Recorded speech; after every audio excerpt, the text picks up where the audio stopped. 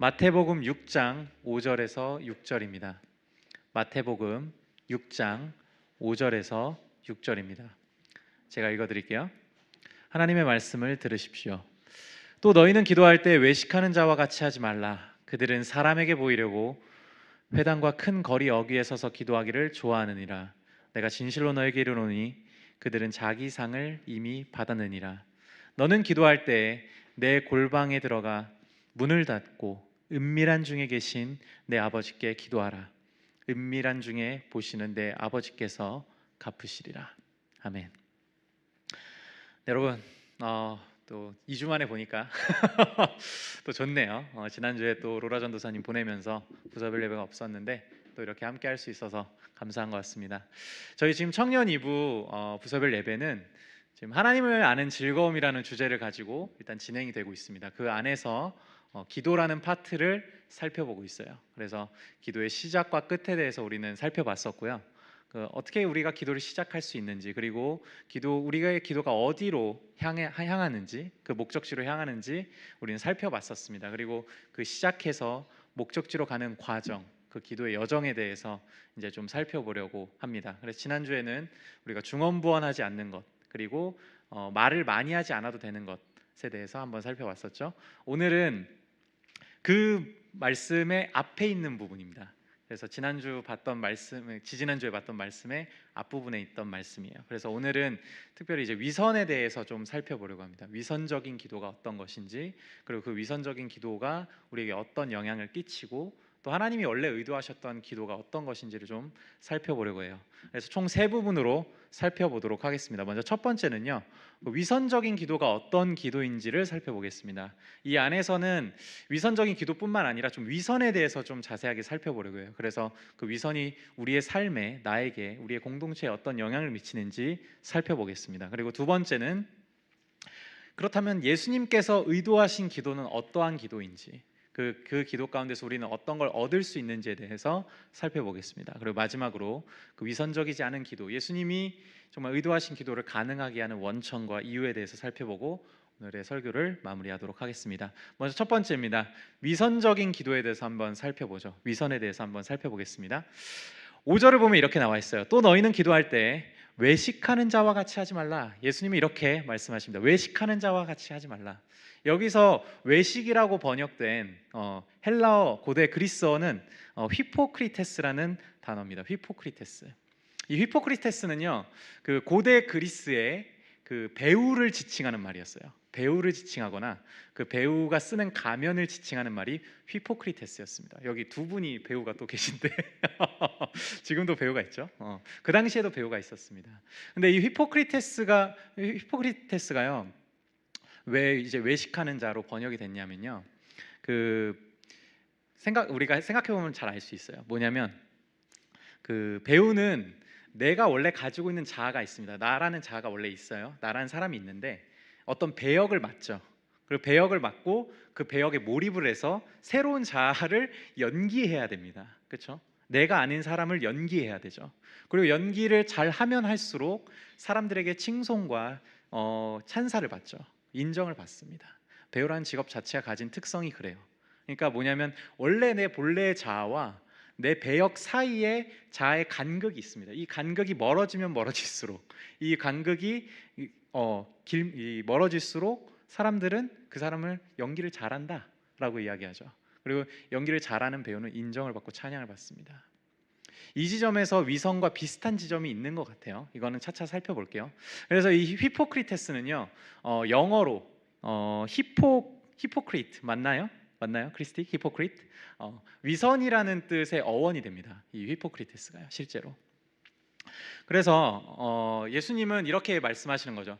외식하지 말라. 너희가 기도할 때 외식하지 말라라고 한 건, 너희가 기도할 때 위선자처럼 기도할 필요가 없다라고 이야기를 하시는 겁니다. 그럼 우리는 여기서 위선에 대해서 좀 더 살펴볼 필요가 있는 것 같습니다. 위선이 어떠한 특징을 가지고 있는지요. 그래서 위선을 살펴보면, 제가 표준 대국어 사전에서 위선을 쳐봤는데 이렇게 나와 있더라고요. 겉으로만 착한 체함, 또는 그런 짓이나 일이라고 나와 있습니다. 그래서 그 한자로 하면은 거짓 위자에다가 선할 선자를 써서 거짓된 선이라는 뜻을 가지고 있죠. 우리는 어떤 사람들한테 보통 위선을 느낄까요? 아마 두 가지 타입인 것 같습니다. 첫 번째는요, 어떤 선한 행동을 합니다. 어떤 사람이 선한 행동을 해요. 근데 그 선한 행동을 했을 때 마땅히 가져야 될 목적과 동기가 있을 거 아니에요, 그렇죠? 근데 그 목적과 동기에 부합하지 않는 그 목적과 동기가 드러났을 때 사람들은 그 사람을 위선적이라고 생각합니다. 뭐 예를 들면 이런 거죠. 어떤 사람이 자선 행사를 막 벌였어요. 막 대단해. 막 몇 억을 기부했대요. 몇십억을 기부했대요. 그래서 그 사람이 되게 자기를 그걸 마케팅으로 막 활용을 했습니다.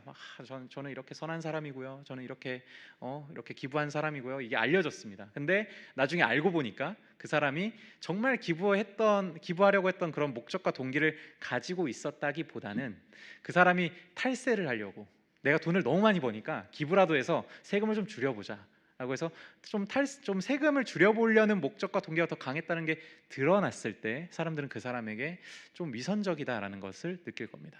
그리고 반대의 경우도 있죠. 반대의 경우는 어떤 경우냐면 선한 행동을 해야 된다라고 주장합니다. 이런 동기와 목적을 가지고 우리는 선한 행동을 해야 된다라고 막 주장하는데 막상 그 사람이 아무런 행동을 하지 않을 때 우리는 위선적이라고 생각하죠. 대표적인 예가 정치인들이죠. 모든 정치인이 그러진 않겠지만 우리에게 대부분 정치인에 대한 인상은 그렇게 남아 있습니다. 표를 얻기 위해서 어떻게든 사람들에게 그 매력적인 공약들을 막 내세우죠.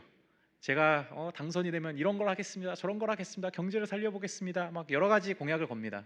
하지만 당선이 되고 나서 그 공약을 실행하지 않을 때 우리는 그 정치인들을 보고 위선적이라고 여기죠. 여러분 대충 이제 위선이 어떤 건지 대충 이제 아시겠죠? 위선이 어떤 것인지 여러분들은 이해를 하셨을 겁니다.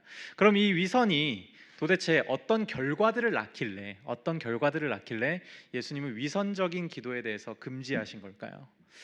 제가 두 가지만 말씀드리려고 합니다. 두 가지, 위선이 낳게 되는 결과에 대해서 두 가지만 말씀드리려고 합니다. 먼저 첫 번째 살펴보도록 할 부분은요, 위선은 우리 스스로를 망치게 만듭니다. 우리 스스로를 망쳐요. 우리 스스로를 파괴하게 만듭니다. 이게 어떤 방식으로 진행되는지 한번 설명드리도록 하죠. 예수님은 바리새인들을 5절에서 비판합니다. 위선적으로 그들은 기도한다라고 이제 얘기하시죠. 5절에 보면 이렇게 나와 있어요. 그들은 바리새인과 서기관입니다. 그들은 사람에게 보이려고 회당과 큰 거리 여기에서 서서 기도하기를 좋아하느니라. 내가 진실로 너에게 이르노니 그들은 자기 상을 이미 받았느니라. 바리새인과 서기관들은요, 사람들이 많이 다니는 큰 거리 여기와 회당에서 기도하기를 좋아했습니다. 근데 그 이유가 뭐냐, 그 목적이 뭐냐라고 했을 때 예수님이 이렇게 말씀하신 거예요. 사람에게 보이려고. 그러니까 바리새인들이 기도했던 목적은 사람들에게 보여서 인정을 받기 위해서, 내가 어떤 찬사를 받기 위해서 기도를 했다는 것이죠. 그리고 그들의 동기는 뭐였을까요? 그 동기는 아마 내가 찬양받길 원해, 내가 높아지길 원해, 내가 누군가 숭배해 줬으면 좋겠어, 내가 높아지길 원한다는 동기 아래서 이렇게 진행이 됐겠죠. 근데 여러분, 기도의 원래 목적이 무엇입니까? 기도의 원래 목적과 동기가 뭘까요? 하나님과의 교제죠. 하나님과의 사귐입니다. 하나님과의 대화죠. 때로는 우리가 하나님 앞에 답답해서 탄식하기도 하고 탄원하기도 하고 내가 원하는 걸 도와달라고 기도하기도 하면서, 또 때로는 내가 하나님 주신 거에 감사해서 감복해서 하나님께 찬양을 올리거나 예배하는 기도를 하기도 합니다. 모든 기도는 하나님을 향해 있죠. 모든 기도의 목적은 하나님을 향해 있습니다. 그리고 그 하나님을 향해 있는 기도의 목적의 동기는 뭘까요? 우리 안에 있는 동기, 하나님을 향한 신뢰죠. 내 기도를 들으시고 응답하실 거란 신뢰와, 그리고 하나님을 사랑하는 사랑이겠죠. 하나님을 내가 사랑하는 사랑, 그리고 하나님을 기뻐하는 기쁨과 즐거움으로 우리는 기도하는 것이 원래 기도의 동기일 것입니다. 근데 이게 완전히 상반되어 있죠. 바리새인들과 서기관들, 그리고 원래 하나님이 디자인해 놓은 기도의 어떤 목적과 동기가 동떨어져 있습니다. 간극이 있죠. 바리새인들은 처음부터 이렇게 기도했을까요, 여러분? 처음부터 이런 위선적인 기도를 했을까요? 아마 아닐 겁니다. 아마 아닐 거예요. 근데 중요한 건 뭐냐면 이들이 이 기도를 좋아했다는 거예요. 여기 보면은 예수님이 이렇게 말씀하시거든요. 그들이 그렇게 사람들에게 보이려는 기도를 좋아했다고요. 이 좋아했다는 말은요, 필레오라는 단어인데 사랑했다라는 단어, 그러니까 사랑했다는 의미가 담겨 있습니다. 입을 맞추다라는 뜻이 담겨 있어요. 그만큼 이 기도를 좋아했다는 거죠. 위선적인 기도를. 이들이 왜 좋아하게 됐을까요? 이걸 잘 살펴보면 우리도 어떻게 위선에 빠지는지 좀 우리도 살펴볼 수 있을 것 같습니다. 원래 유대인들은요, 하루에 3번 기도했어야 됐어요. 아침에 일어나서 한 번, 일하다가 오후에 한 번, 그리고 저녁에 집에 와서 한 번을 했어야 됐습니다. 그래서 아침과 저녁엔 보통 집에서 기도를 했어야 됐기 때문에 집에서 보통 기도를 했었어요. 근데 점심은 일을 해야 되잖아요. 그러니까 외부에 있었어요. 그래서 자기가 기도할 장소를 정해야 됐습니다. 그러다 보니까 이 바리새인과 서기관들도 어디선가 기도를 했어야겠죠. 근데 이제 사람들이 있는 데서 기도를 한 겁니다. 기도를 했는데 사람들이 이제 인정해주고 칭송을 한 거죠. 저 사람의 기도 대단한 것 같다. 저 사람 정말 하나님 사랑하는 것 같다. 저 사람의 기도를 들어보니 나도 기도하고 싶어졌다. 이런 그 사람을 인정해주는 말들이 아마 바리새인들의 귀에, 서기관들의 귀에 들렸을 겁니다. 그때 그들의 마음은 매우 짜릿했겠죠. 사람들이 날 인정해주네. 아마 그 작은 시작으로 시작해서 계속해서 그 짜릿함을 맛보기 위해서 그들은 위선적인 기도를 반복했을 겁니다. 그리고 그것을 좋아하게 된 거죠. 사랑하게 된 거죠. 사람들의 인정을요.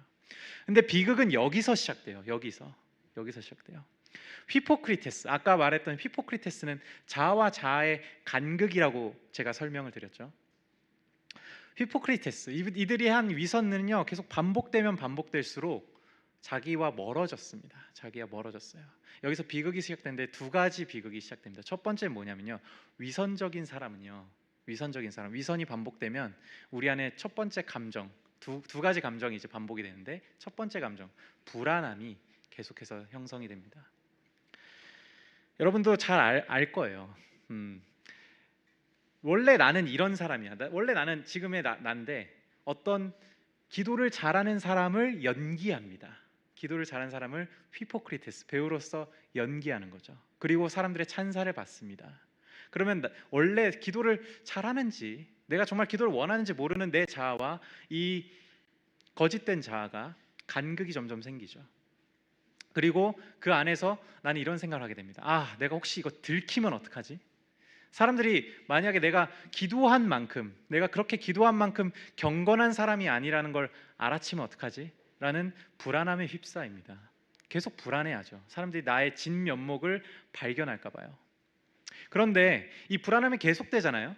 이 불안함이 계속되면 결국 어디로 빠지냐면 열등감에 빠지기도 합니다. 왜요? 이들이 이렇게 위선적인 기도를 막 하다가 어느 날 갑자기 진짜가 나타납니다.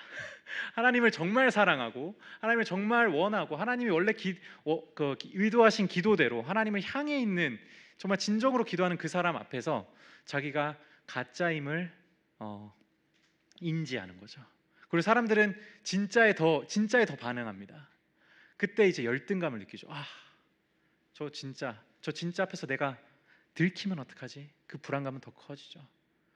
여러분, 위선이 가져다 주는 첫 번째 이 불안함과 열등감은요, 계속해서 이 사람을 더 정교한 가면을 쓰게 만듭니다. 저 진짜보다 내가 더 인정받기 위해서, 내가 전 진짜 앞에서 들키지 않기 위해서 더 정교하게 연기를 시작하게 되겠죠. 그렇게 더 그들은 더 완벽한 기도의 모습을 흉내내거나 연기하게 될 겁니다. 그렇게 원래 내 자아랑은 점점 간극이 멀어지는 거죠. 그리고 2번째 감정이 여기서 발현됩니다. 만약 내가 그렇게 연기를 했는데 사람들이 알아봐줬어, 나를 칭찬해줬어, 그러면 괜찮아. 거기서 이제 괜찮은데, 이제 이 연기를 했는데 사람들이 진짜에게만 관심이 있고 나한테는 관심이 없어. 그럼 이 사람에게 드는 2번째 감정이 뭘까요? 분노입니다. 화가 나죠. 내가 이렇게까지 연기를 했는데, 이렇게까지 내 가면을 정교하게 만들어서 썼는데 왜 이 사람들은 나를 알아봐주지 못하지? 라는 분노가 생깁니다. 위선자에게 생기는 2번째 감정은 분노죠. 그럼 이 분노를 어떻게 표출할까요? 이 사람들은 진짜를 비난할 수는 없을 겁니다. 왜냐하면 진짜가 오리지널이니까요. 근데 이제 나보다 좀 못한 사람들을 찾아내기 시작하겠죠. 이런 겁니다. 나는 기도했는데 왜 너 기도 안 하냐? 너 왜 기도 그거밖에 못하냐? 하면서 자기보다 기도를 잘 못하는 좀 연약한 사람들을 찾아서 그 분노를 풀기 시작하는 거죠. 그렇게 분노를 풀면서 자기의 우월함을 증명합니다. 그렇게 자기의 분노를 삭히는 것이죠. 이렇게 위선적인 사람들은요, 계속해서 그 자기 불안함과 열등감 그리고 분노와 이 우월감을 계속 경험하면서 자기 자아를 형성하게 됩니다. 이렇게 됐을 때 그 사람의 자아는 정말 건강할까요? 아니요, 그렇지 않습니다. 그는 계속해서 불안하고 화가 나 있습니다. 하지만 이걸 드러내면 안 되죠. 이것 또한 드러내면 안 되죠. 왜요? 나는 진짜인 척 연기를 해야 되니까요. 겉으로 볼 때는 아주 아름답습니다. 하지만 속은 굉장히 썩어 들어가죠. 자기가 썩어 들어갑니다. 그래서 예수님은 마태복음 23장에 이러한 바리새인과 서기관들을 향해서 이렇게 말씀하십니다. 화 있을진저 외식하는 서기관들과 바리새인들이여, 너희는 회칠한 무덤 같으니.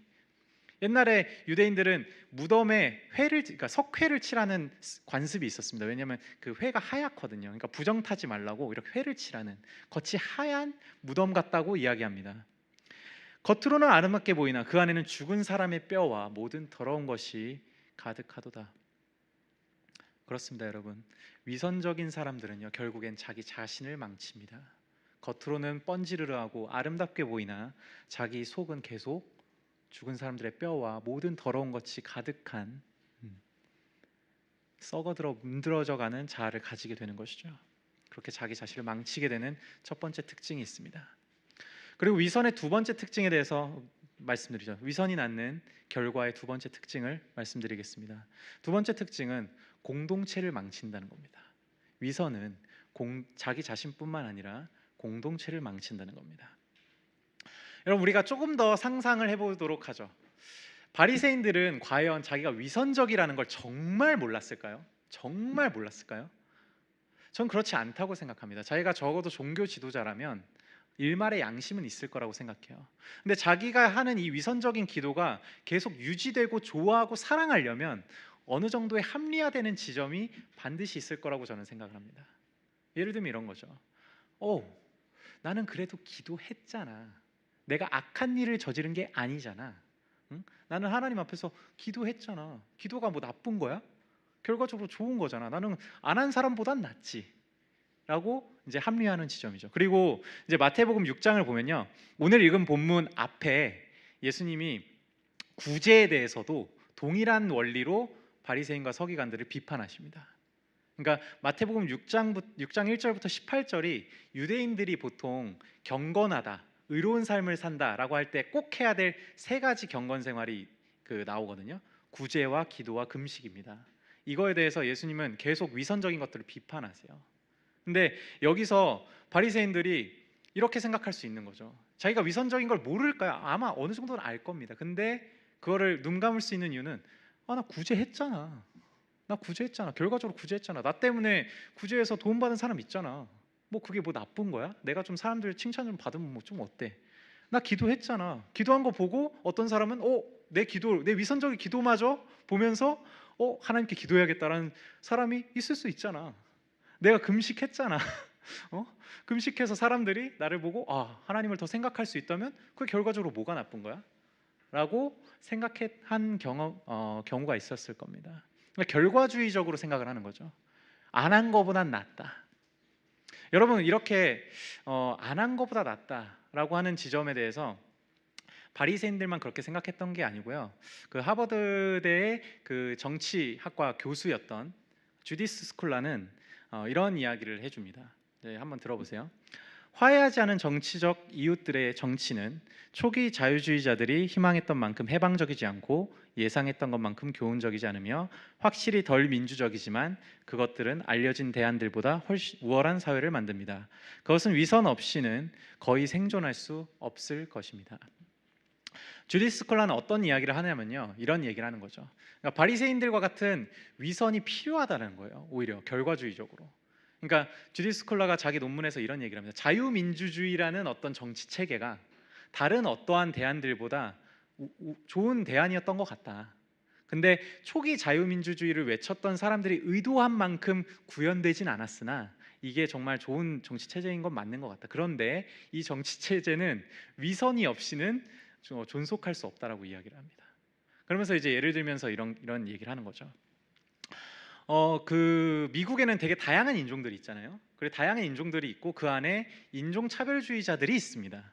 근데 정치인들 중에서도 그 안에 인종 차별주의적 생각을 하는 사람들이 있어요. 있는데 그들이 위선을 떠느라 공적인 자리에서는 인종 차별주의적 발언을 하지 않는다는 겁니다. 왜요? 그 발언을 하는 순간 그 정치인은 정치 생명이 끝날 겁니다. 그리고 표심이 떨어지겠죠. 사람들의 인정과 찬사가 없어질 겁니다. 그들은 위선을 행함으로써 자기의 표를 얻으려고 하는 거죠. 결과적으로 이 민주주의를 지탱하는 힘이 위선이라는 것을 이런 식으로 계속 설명해 나갑니다. 주디스 스콜라는 결과주의적으로 위선도 선 아니야? 라는 의문을 제기하는 거죠. 여러분, 여기까지는 뭔가 우리도 납득이 되는 것 같습니다. 그렇죠? 근데 이 부분에 대해서 그 캐나다의 도덕 철학자이자 윤리학자인 크리스틴 맥키너는 이런 반론을 제기합니다. 한번 읽어드릴게요.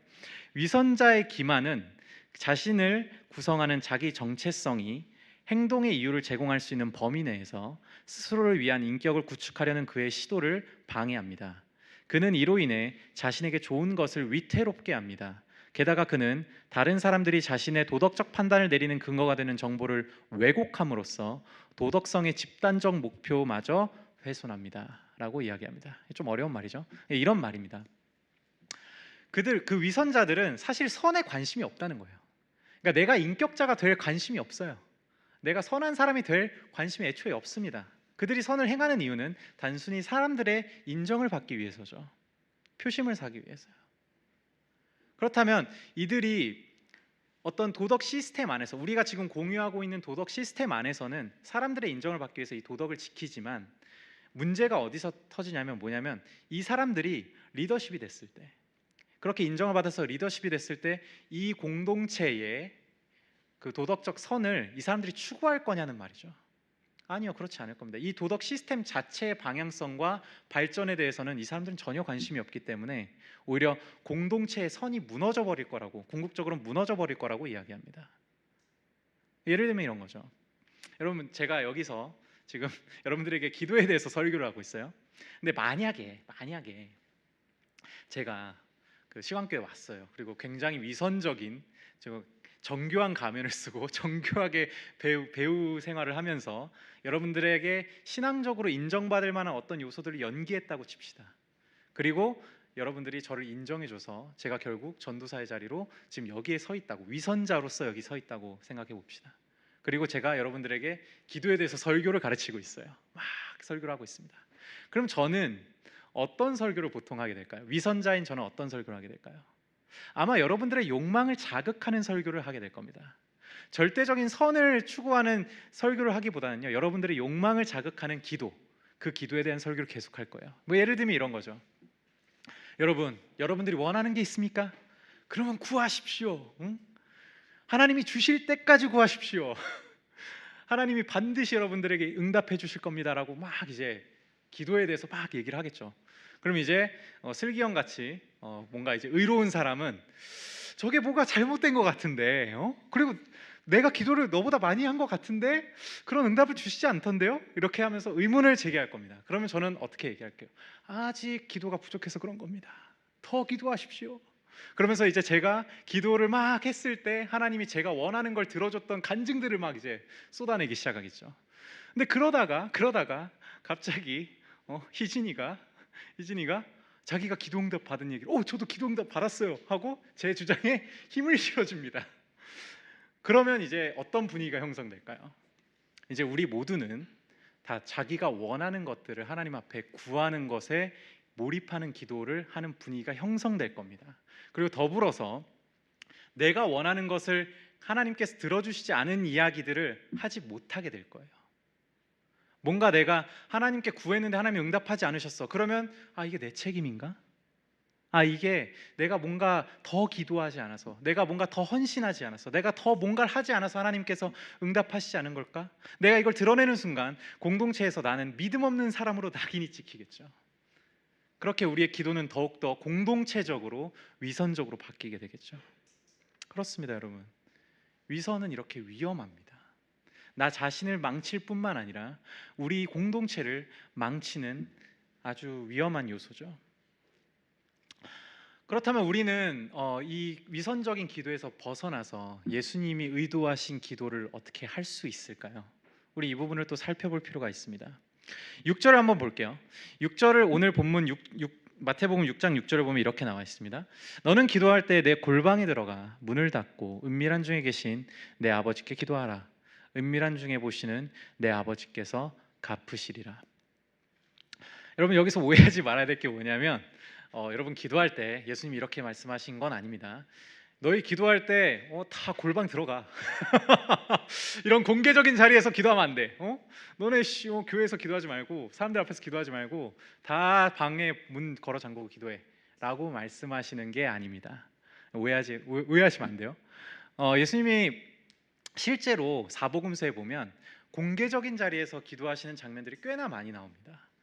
대표적인 예두 가지만 들려드리면 첫 번째로 우리 오병이어 사건 아죠? 5개 떡과 2마리 물고기를 가지고 5천 명을 먹이신 사건이죠. 그때 이제 이 오병이어를 가지고 예수님이 사람들이 5천 명 앞에 있는데 기도를 하십니다. 감사 기도를 드리시고 떡을 떼어 주시죠. 그분도 공개적인 자리에서 기도를 하셨습니다. 그리고 그 요한복음 11장에 보면 나사로를 살리는 장면이 나와요. 나사로가 죽었다고 해서 그 마을 사람들이 다 애도하는 마음으로 몰려들었습니다. 그때 예수님은 나사로를 살리시기 전에 아주 공개된 자리에서 하나님께 기도를 드리십니다. 그 장면 요한복음 11장에 나와 있어요. 나중에 한번 살펴보세요. 그리고 이것 말고도 구약 성경에 보면은 많은 선지자들이 백성들 앞에서 선언적인 기도들을 합니다. 하나님 앞에 선언적 기도들을 하고요. 그 장면들이 굉장히 많이 나와 있어요. 그러면 예수님은 왜 골방에 들어가서 기도하라고 하셨을까요? 이것은 일종의 예수님의 그 수사법이었습니다. 왜냐하면 그 바리새인과 서기관들이 통행량이 많은 사람들이 정말 많은 그 큰 거리 어귀 회당에서 기도하고 있었기 때문에 그에 완전 대조되는 완전 골방을 이야기하시면서 그들의 하고 있는 그 위선적인 행동들을 비판하시는 의도로 쓰신 거죠. 그러니까 예수님은 결국 이런 이야기를 하는 겁니다. 너희가 골방에서 기도하든 사람들 앞에서 기도하든 너희는 하나님 앞에서 하나님과 1대1로 있다라고 생각하고 기도해야 된다. 너희의 마음의 태도와 중심, 너희의 동기와 목적이 오직 하나님을 향해야 된다라는 것을 이렇게 말씀하고 계신 거죠. 그리고 예수님께서는 그렇게 기도했을 때, 우리가 그렇게 기도했을 때 이런 보상을 주신다고 합니다. 내 아버지께 기도하라. 은밀한 중에 보시는 내 아버지께서 갚으시리라. 너희가 위선을 통해서 어떤 보상을 원하니? 그것은 사실 진짜 보상이 아니야. 기도의 진짜 보상이 아니야. 너희 아버지께서 준비해 놓은 보상이 있단다 라고 이야기하시는 거죠. 그렇다면 여기서 아버지께서 주시는 보상이 뭘까요, 여러분? 예수님께서 말씀하신 진정한 기도 안에 담긴 하나님이 준비하신 보상이 뭘까요? 우리는 이 부분을 이해하기 위해서는 아까 말씀드린 마태복음 6장 1절부터 18절에서 가장 많이 반복된 단어에 주목할 필요가 있습니다. 여러분 여기서 제가 꿀팁, 성경을 읽을 때 꿀팁 하나를 드릴게요. 여러분 어떤 글을 읽을 때 가장 중요한 내용, 가장 중요한 메시지를 우리가 어떻게 파악할 수 있을까요? 가장 쉬운 방법입니다. 혹시 알고 계신 분? 알고 계신 분? 윤희는 알 것 같은데. 윤희는 알 것 같으니까 상우한테 물어볼게요. 어떻게 하면 좋을까요? 정답은 없어, 상우야. 네 생각을 얘기하면 돼.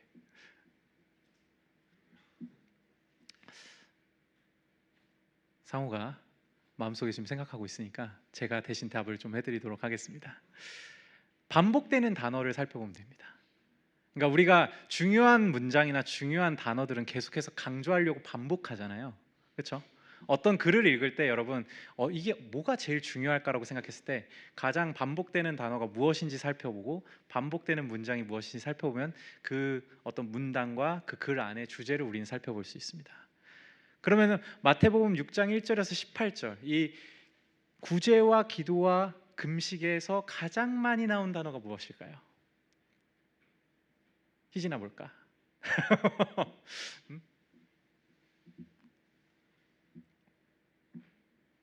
참고로 힌트를 드리자면 오늘 방금 읽은 6절에서도 가장 많이 나온 단어입니다.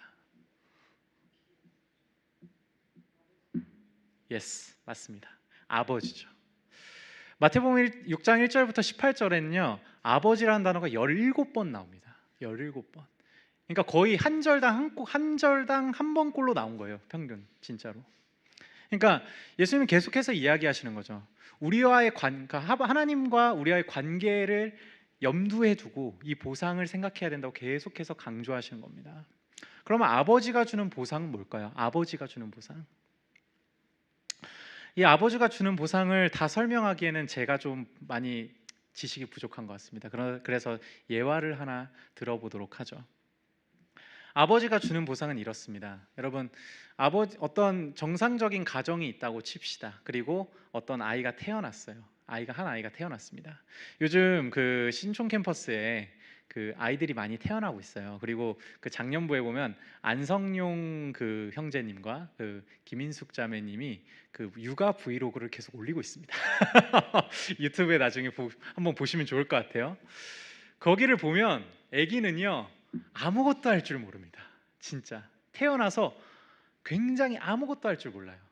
그러니까 일반적으로 동물들 생각하면 대부분의 포유류들은 새끼가 나오잖아요. 새끼들이 적어도 걸을 줄 알아요.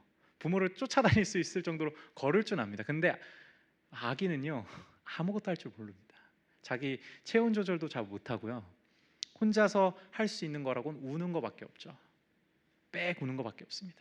밥도 먹여줘야 되고 트름도 시켜줘야 되고 잠도 재워줘야 됩니다. 그때 그 무기력한 아이에게 부모님이 어떤 역할을 해주죠? 부모님은 자기의 모든 것을 쏟아냅니다. 자기의 모든 자원을 쏟아내요. 자기의 모든 시간, 에너지, 자기의 모든 물질을 이 아이를 위해서 다 쏟아내죠. 그리고 그 단순히 물질적이고 시간적인 것만 쏟아낼까요? 아니요. 그 아이가 계속 자라는 데 있어서 이 부모는요 아이에 대해서 계속 정서적인 부분도 살펴야 합니다. 살펴야 돼요. 때로는 아이를 조건 없이 받아들여 줘야 됩니다. 이 아이가 잘못하더라도 끝까지 사랑해 줘야 돼요. 그리고 때로는 이 아이가 계속 자기 멋대로 할 때 그건 아니야, 그건 잘못됐어 하면서 이 아이의 잘못된 행동을 교정해 주고 갈등을 빚어야 되는 순간들도 있습니다. 그리고 때로는 이 아이가 더 건강하게 성장하기 위해서 극복할 수 있는 좌절들을 경험을 시켜줘야 됩니다. 그 과정 속에서 이 부모는 같이 아이와 아파해야 되죠. 아버지께서 주시는 보상이 이런 측면에서 봤을 때 어떤 걸까요? 저는 이렇게 정의 내리고 싶습니다. 아버지께서 주시는 보상은요 아버지 본인입니다. 아버지의 헌신적인 자기의 전인을 다한 헌신을 사실은 예수님은 이야기하고 계신 거죠. 너희 아버지께서 갚으시리라. 여러분 한번 생각해 봅시다. 우리가 아까 살펴본 위선이 가져다 주는 보상은 뭘까요? 위선은 굉장히 비인격적인 거래 행위입니다. 비인격적인 거래 행위예요. 아무런 인격이 느껴지지 않죠. 그냥 내가 어떤 기도라는 행위를 팔고 사람들의 인정을 받습니다. 비인격적인 거래 행위죠. 그런데 예수님이 원래 의도하셨던 기도는요 굉장히 인격적인, 그리고 하나님의 전인적인 헌신을 하나님이 우리에게 주시고자 하시는 그 은혜의 방편이죠. 이런 차이가 있습니다. 그러니까 예수님 입장에서는 너희가 그런 비인격적인 거래 행위 속에서 고작 얻을 수 있는 건 사람들의 인정과 찬사일 뿐, 너희가 진정 얻을 수 있는 진짜 기도의 보상은 하나님께서 자기 자신을 주시는 거다라고 이야기를 하고 계시는 거죠. 여러분 이제 예수님께서 의도하신 기도를 여러분들은 좀 들으셔서 아셨을 겁니다. 그렇다면 이 기도를 우리는 어떻게 할 수 있을까요? 어떻게 할 수 있을까요? 먼저 제가 적용을 총 세 가지를 드리려고 합니다. 첫 번째 적용은 뭐냐면요, 여러분 실제로 골방으로 좀 들어가십시오. 예수님이 의도하신 그 적용은 그게 아니지만 여러분 실제로 우리는 골방에 들어가 보는 경험을 해봐야 됩니다. 여러분들이 만약에 교회에서만 기도하고 물론 공동체적으로 기도하는 것들에만 익숙해져 있다면 여러분들은 방문을 걸어 잠그고 하나님과 1대1 시간을 갖는 게 반드시 필요합니다.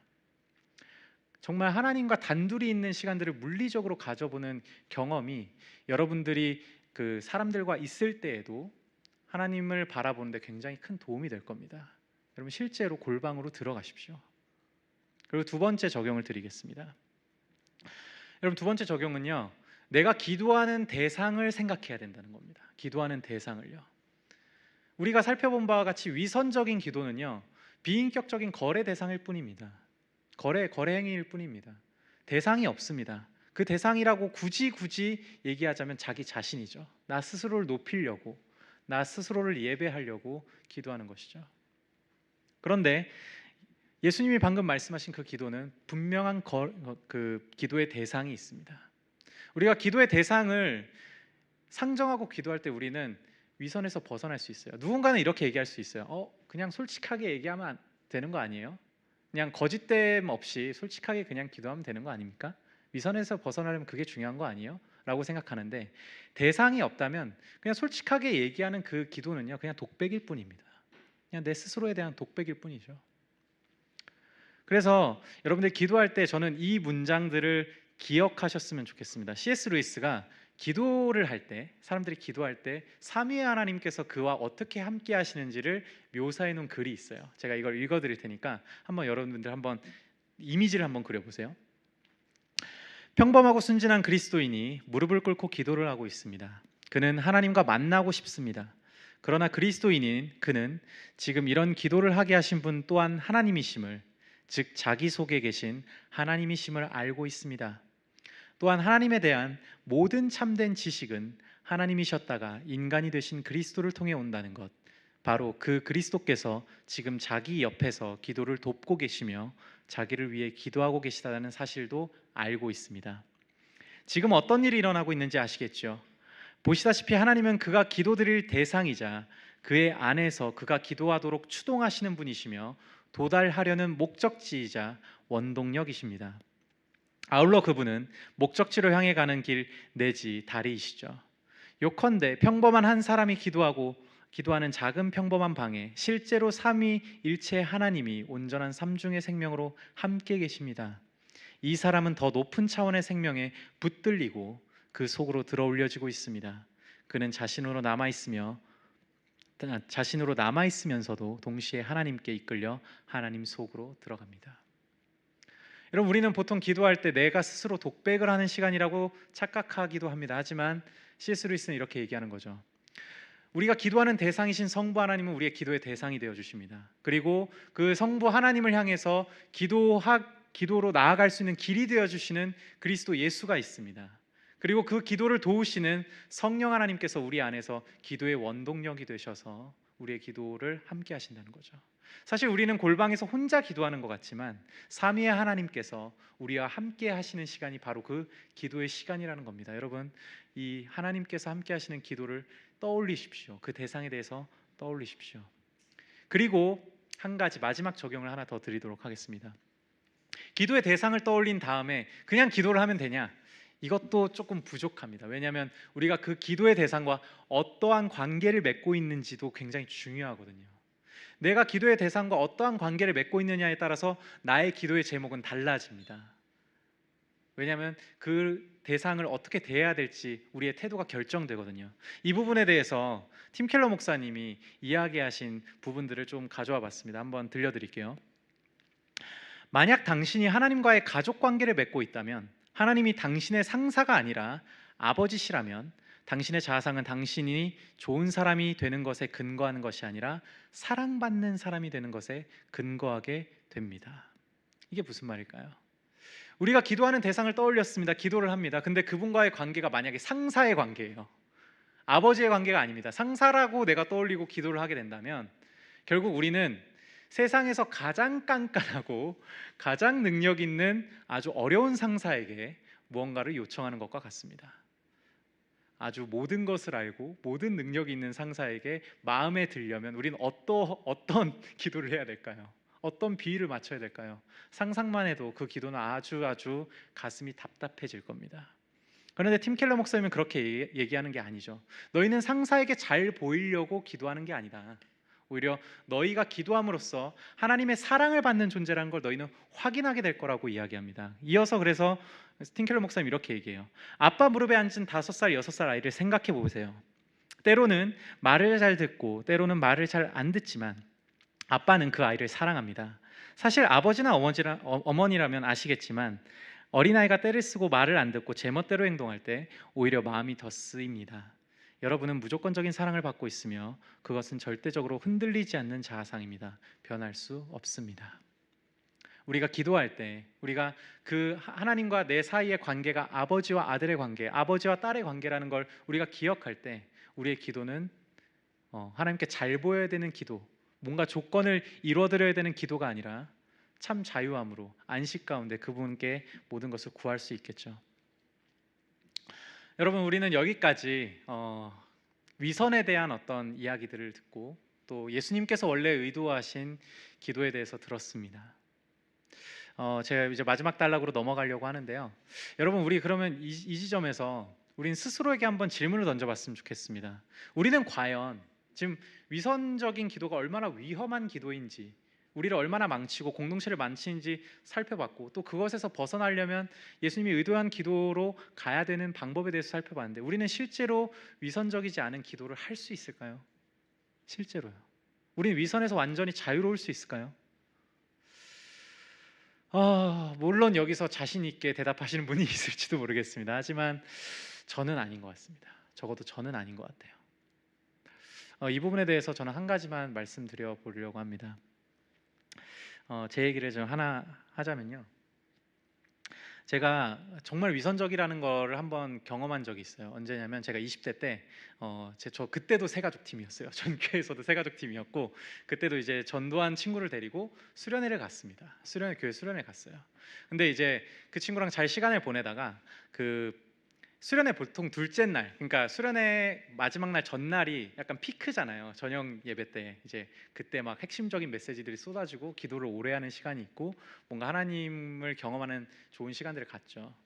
근데 이 제가 전도해 온 이 친구가요. 어떻게 보면 그 저녁 집회를 눈앞에 두고 갑자기 짐을 싸는 겁니다. 짐을 싸서 집에 가겠다는 거예요. 근데 저는 그때 새가족 팀을 하면서 차양팀도 하고 있었어요. 그래서 이제 차양팀 이제 연습을 해야 되는 시간인데 연습을 못 하고 그 친구를 이제 설득하기 시작했습니다. 그래도 이 마지막 예배는 같이 드렸으면 좋겠다. 지금 울면서 얘기하기도 해보고 막 윽박 지르기도 해보고 막 진짜 막 붙들고 막 흔들어 보기도 하고 막 별짓을 다 했어요. 근데 한 40분간의 실랑이 끝에 그 친구는 결국 택시를 타고 집에 가버렸습니다. 그래서 되게 허탈한 마음을 가지고 그 차양팀 어쨌든 연습을 해야 되니까 거기로 갔어요. 거기로 갔는데 거기 차양팀이 이미 연습을 하고 있었고 거기 간사님이 한 분 계셨습니다. 차양팀 간사님이 계셨는데 그분께 이제 제가 연습을 못 온 이유에 대해 설명을 해야 되잖아요. 그래서 설명을 드렸어요. 근데 설명을 드리면서 그 친구가 참 오늘 저녁 예배 때 참석해서 은혜 받았으면 참 좋았을 텐데요 하면서 얘기를 하는데 제가 너무 울컥한 거예요. 그러니까 그 친구가 너무 안타까운 거예요. 하나님 만날 수 있는 기회를 잃어버렸다는 생각에 제가 거기서 엉엉 울었어요. 그 간사님 앞에서 엉엉 울고 그 간사님도 저를 이제 토닥여 주시면서 괜찮다, 다 이해할 거다, 차양팀 연습 안 해도 되니까 가서 소예배당 가서 좀 개인적으로 마음을 좀 추스리고 집회 참석했으면 좋겠다라고 해서 저는 이제 소예배당으로 갔습니다. 근데 이제 소예배당 가서 이제 제가 기도를 하기 시작했어요. 아무도 없었습니다. 진짜 골방이었습니다. 그때 혼자 기도를 하는데 저는 그때 깜짝 놀랐어요. 왜냐면요, 제가 기도하는 마음속에 어떤 마음들이 계속 솟구쳐 올랐냐면 내가 간사님한테 울면서 얘기했을 거 아니에요. 제가 이 한 영혼을 생각하면서 막 이 안타까운 마음으로 운 장면을 간사님이 아셨습니다. 그리고 찬양 연습을 하던 찬양팀 멤버들이 그 제 모습을 봤어요. 그리고 저는 소예배당으로 왔죠. 그럼 이제 찬양팀 멤버들은 간사님께 올 겁니다. 왜 제아는 그때 찬양 연습을 하지 않았어요? 그럼 이제 간사님이 설명을 하겠죠. 제아가 이런 일이 있었어. 그래서 되게 지금 기도하러 갔어. 그러면 그 찬양팀 멤버들은 저를 어떻게 생각할까요? 제아는 그래도 천하보다 귀한 한 영혼을 생각할 줄 아는 사람, 천하보다 귀한 이 영혼을 위해서 울 줄 아는 사람, 그래서 못 왔구나. 제 어떻게 보면 믿음의 평판이 올라갈 거라는 뿌듯함이 제 그 골방에서 기도하는데 올라오는 겁니다. 근데 저는 거기서 너무나 크게 절망했습니다. 왜냐하면 하나님이 주신 마음으로 그렇게 그 영혼을 붙잡은 그 순간 하나님이 주신 마음이 분명했거든요. 근데 저는 그 하나님 주신 마음조차도 나 스스로를 찬양하고 나 스스로를 높이는 데 사용하려는 이 타락한 본성이 내 안에 있다라는 걸 보고 저는 굉장히 좌절을 했어요. 내 스스로는 도저히 의로워질 수가 없구나, 그런 경험을 하게 됐습니다. 그리고 저는 그 좌절감을 가지고 수련회에서 나올 수밖에 없었어요.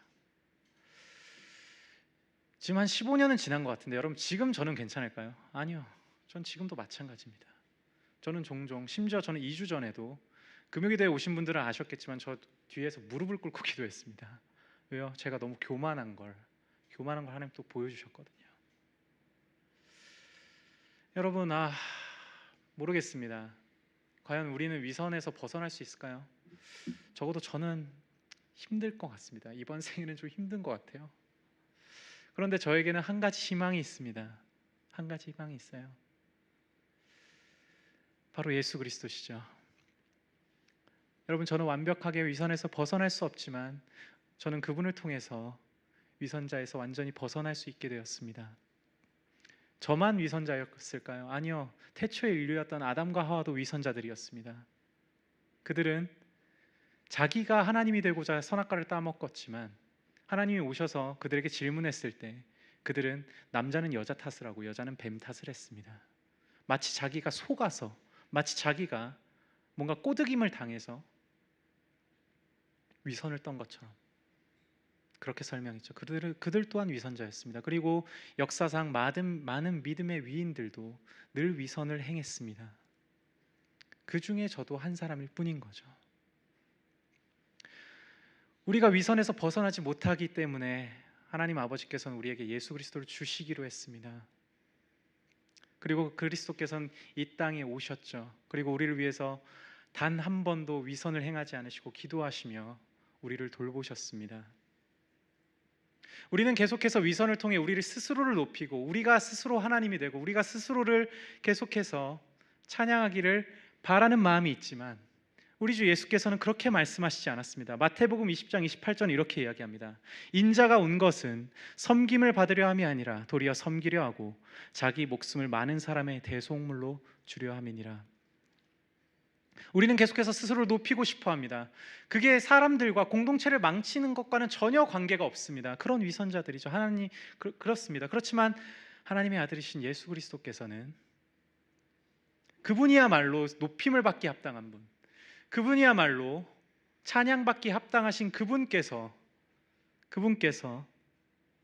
오히려 섬기려 하고 많은 사람들의 대속물, 그리스도 공동체를 위한 대속물, 우리의 위선으로 점철되어진 우리의 타락한 그 죄성을 그분께서 대신 값으로 치러주시고 희생하실 희생 제물이 되어주시겠다고 주님은 말씀하셨습니다. 여러분, 그리스도께로 오십시오. 그분이 우리 대신 그 희생을 치르셨기에 우리의 위선적인 기도는 하나님께 상달될 수 있었습니다. 우리가 어떻게 아버지라고 부를 수 있었을까요? 그분을, 하나님을 아버지라 부를 수 있었을까요? 전혀 위선적이지 않은 의로우신 분께서 우리 대신 위선의 탈을 쓰시고 십자가에서 죽으셨기 때문입니다. 우리 같이 찬양하고 기도하도록 하죠.